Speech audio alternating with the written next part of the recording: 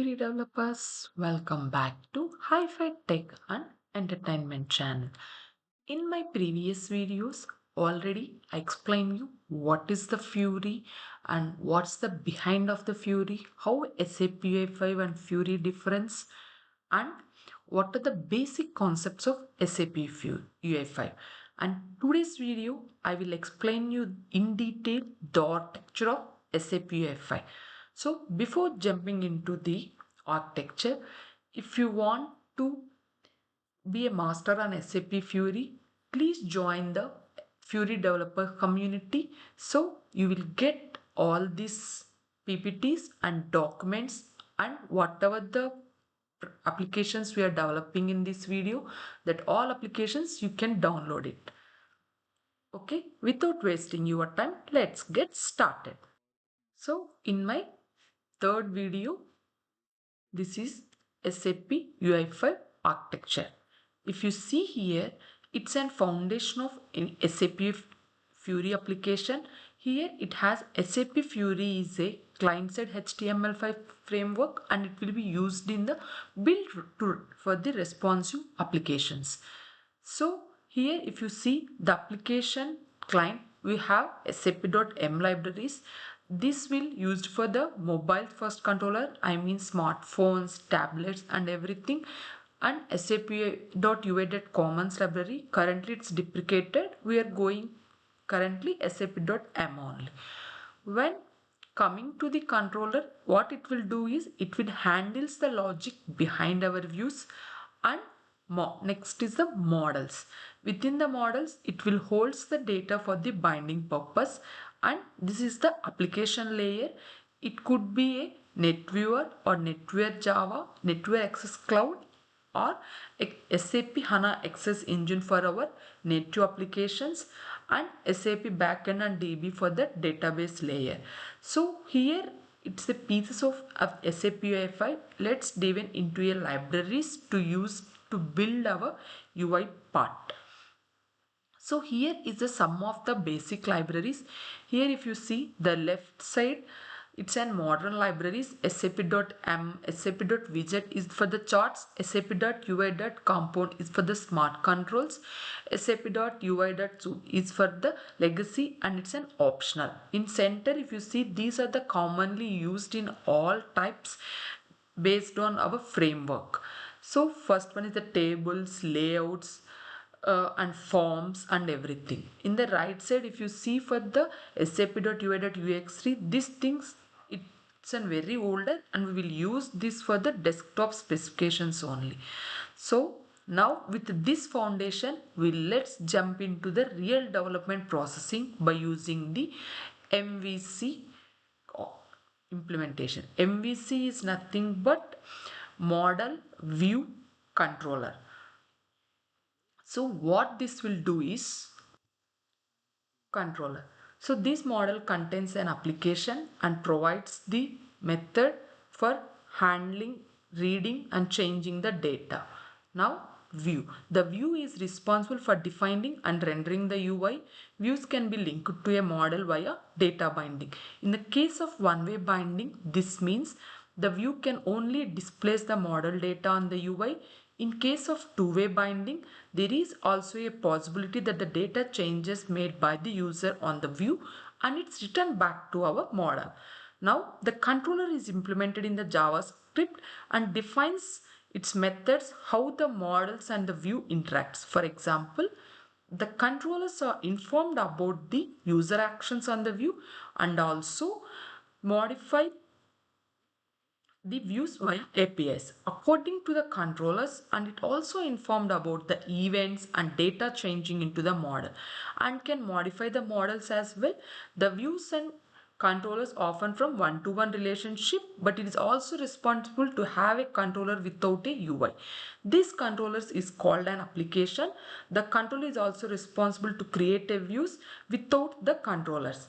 Technically, the view is a SAPUI5 control and it can inherit the SAPUI5. Finally, what this model is means the responsible is to managing the application data in the database or it's a backend. The view, this will the responsible for defining our UI to the users. When the user sends any request for his device, the view is the responsible for the data view. And the controller, it is used to control the data and the view events as per the user interacts and updated the our view and also a model.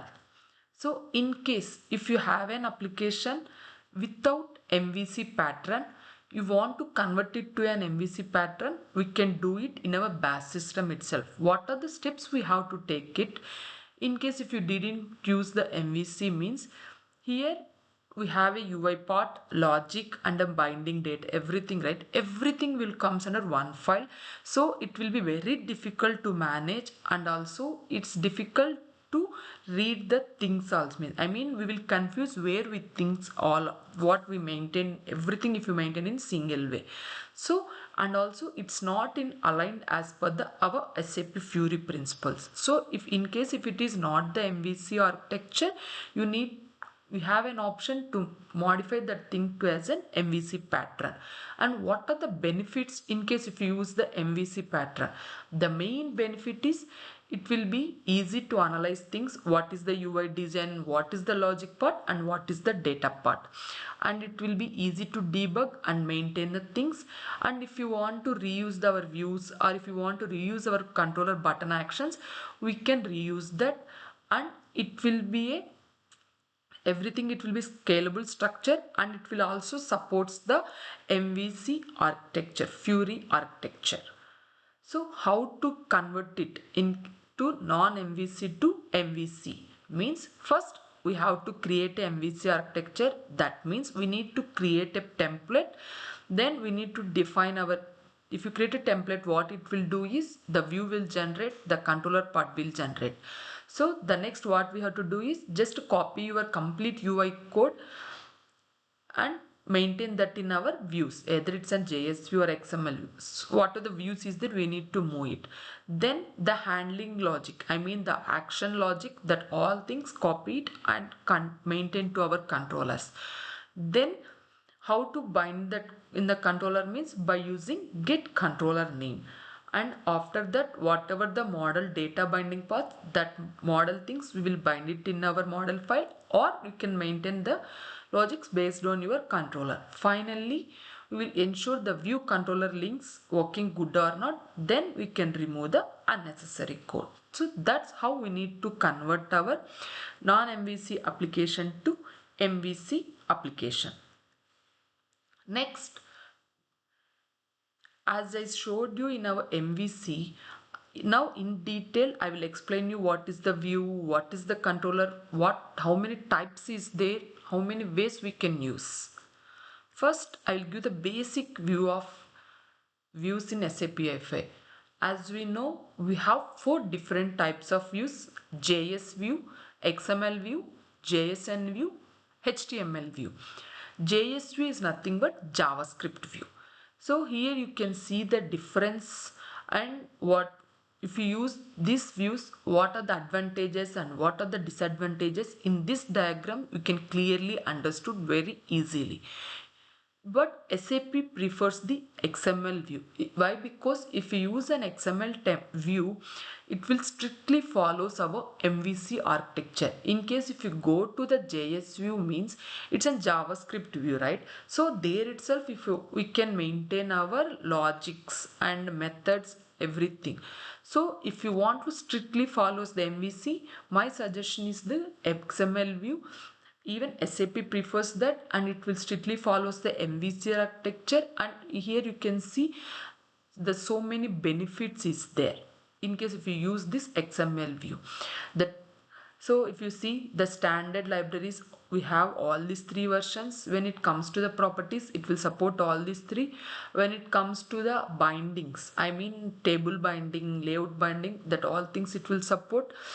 And customize, if you want to go for the customized data bindings, now XML is supporting that one also, but we need to maintain the basic logic in the controller, then we need to bind that in our view.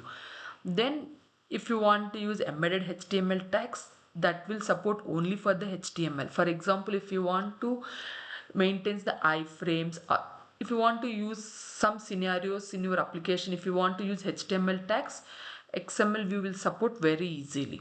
And the code completion part, it strictly follows the MVC architecture, and the code will be a very readable and easily we can analyze things.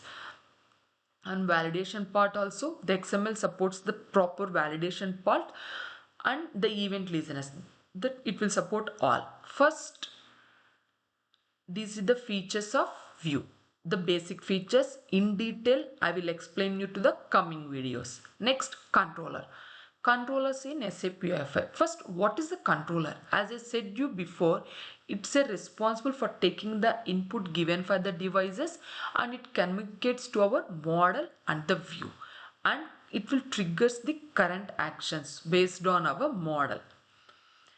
How many types of controllers is there? Here we have two types of controllers is there. Most of the people no idea on this, but there is two different ways of controller. One is using asynchronous model definition, one is not using the AMD structure. So if you create a project from the template, this structure will generate defaultly here, but the JSON model, these things won't come. But what it will do is it will create a control with the extension. But when it comes to this one, this is the old model. I mean, in maybe if you remember previously we are using Eclipse for the UI developments. There this structure is created. Here the AMD structure is more preferred, as we also dependency as well as it will extend the other components such as base controller by using our AMD structure. So that's why now if you create a project in BAS or WebID, this structure is generating defaultly. Anyway, currently no one is using Eclipse one. Now coming to the life cycles of the controller is mainly determined by the methods. These are called as an hook methods. So this SAPUI5 provides some life cycle hook methods. This will be based on our controller view. When the view starts with the process of initiating the controller, what things will do? Here if you see, four hook methods is there: on init, on before, on after, on exit. What is the use of on init means? It's a this controller is born and it is called when the view is instanced and its controller function is called by the framework. While during the constructed execution, all this initialization stuff will be loaded here. It it can also modify the view before displaying it to the bind event handling things.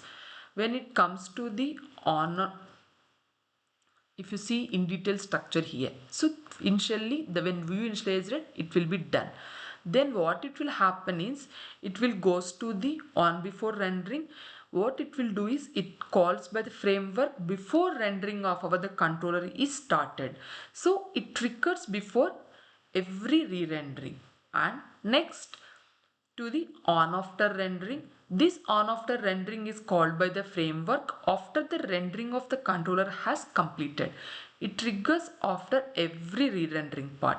Finally, on exit. This will be called before destroying our view, and it will clean up the instance before the distraction. May be called by the framework. It frees the resources and finalize the activity things. So how these things will work, I will show you now in our real time scenario in the application. Next, jump into the real time how to use this controller. I'm opening my BAS system. Then we'll create a project and I will show you how to use our controllers.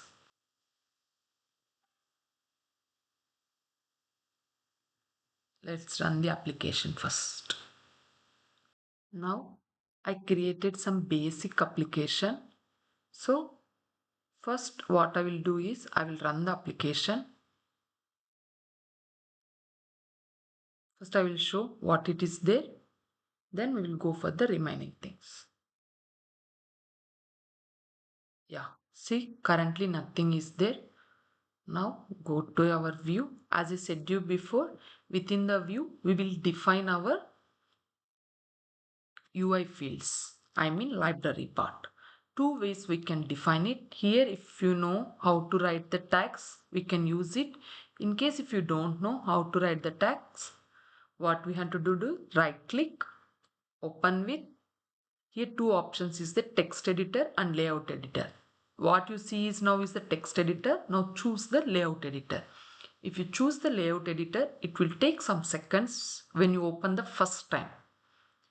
There you can see all our things. I mean, whatever the buttons, form, table, everything. Directly you just drag and drop it.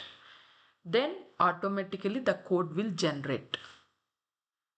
My suggestion is instead of going for the layout editor, go for the text editor. Why? Because once you put the hands on it, then easily in future you can write code very easily, and in case if any issues will come, we can see the structure directly.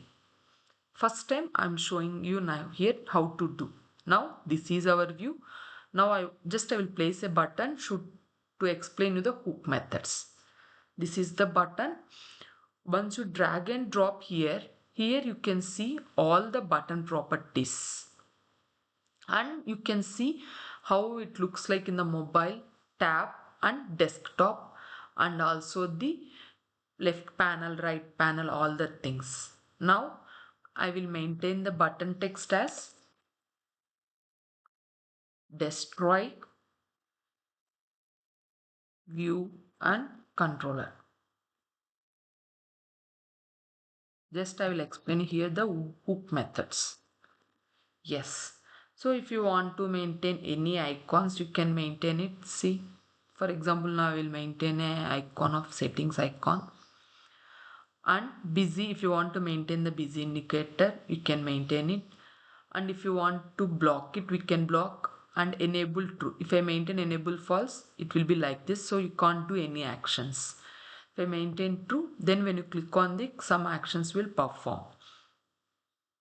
And the visibility, if you want to hide it, we can hide it. If you want to maintain the button type, if you see accept means it will come green color. If you maintain whether means it will come blue color like this. And next, till now whatever you see, it's in properties. If it's binding case, I will explain you further how to use this. Next, events. Here we will maintain the press functionality.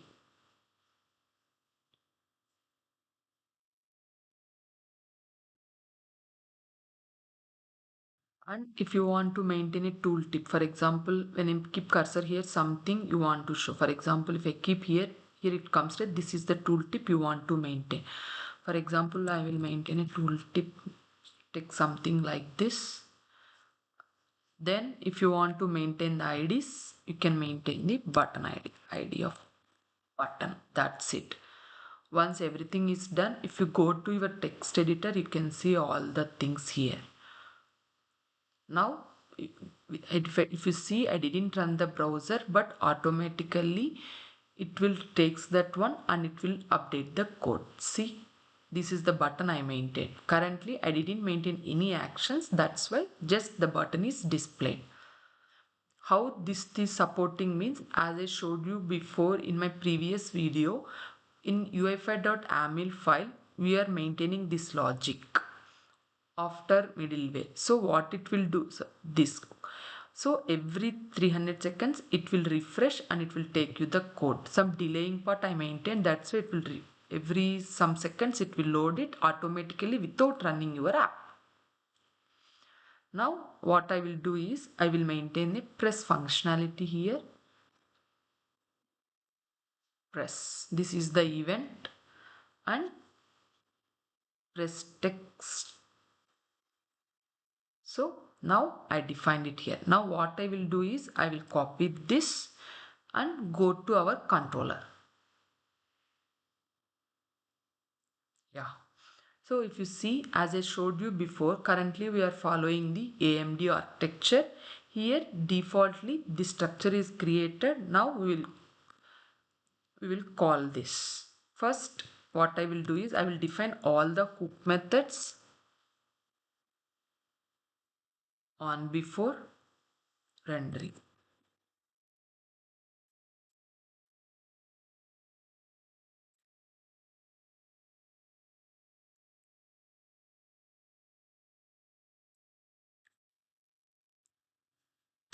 Comma, on after rendering.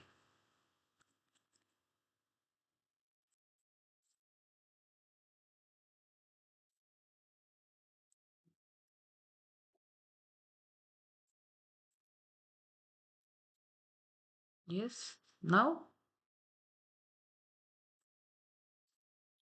I will define on exit also. These are the standard method names. Maximum we will use on init only, and sometimes we will use if we want to rendering something we will use this. Till now I used only on init, on after. Very rare cases we'll use the on before rendering. Finally, what are the function name we defined it, that function name we will define it here. On press. This one we defined it in the view. This on press. That's it. Now if you see here, the last function after this I didn't define anything, so I didn't declare the comma. That's how we need to maintain our things. Here just I will define some alert message to trigger. Let's see when it will trigger. The first alert, here I will write on init function.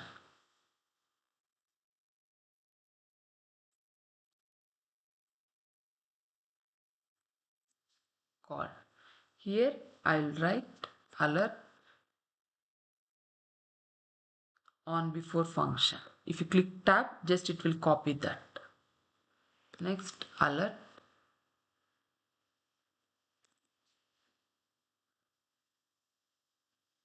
if it shows something like this, if you want the same, just click on tab. That's it.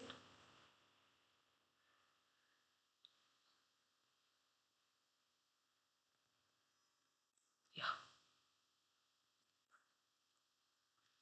Now on exit.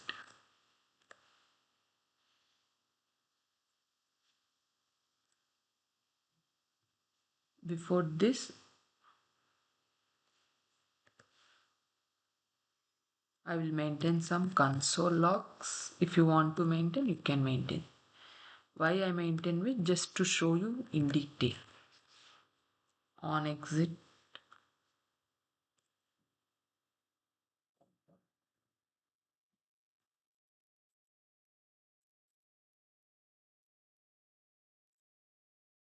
Call. Finally on press. Here I will maintain the event to get that thing.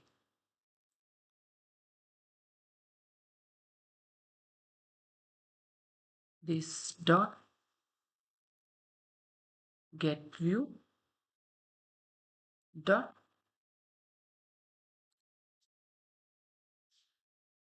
destroy the view. That's it.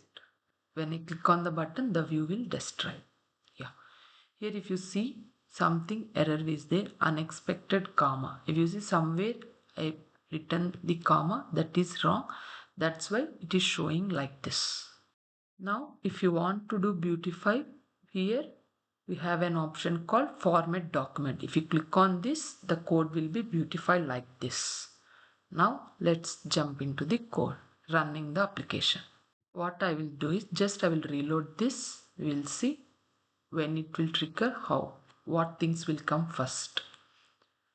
See now while loading the application, the view is rendering first. If you see, the first on init function is called. So before showing our view, this will trigger. Here we will maintain the bindings at something.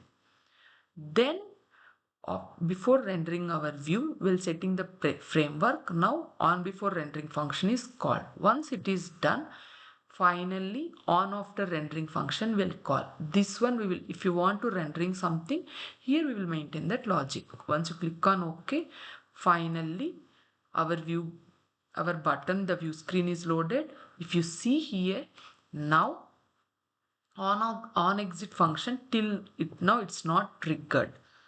Let me go to the console. See, till now it's not triggered. Now in case if I press this button, see, on exit function is called. So why? Because I'm going to destroy this view. That's why the on exit is called. When it will call is while destroying our view, this will trigger. So based on your requirements, we can use these hook methods.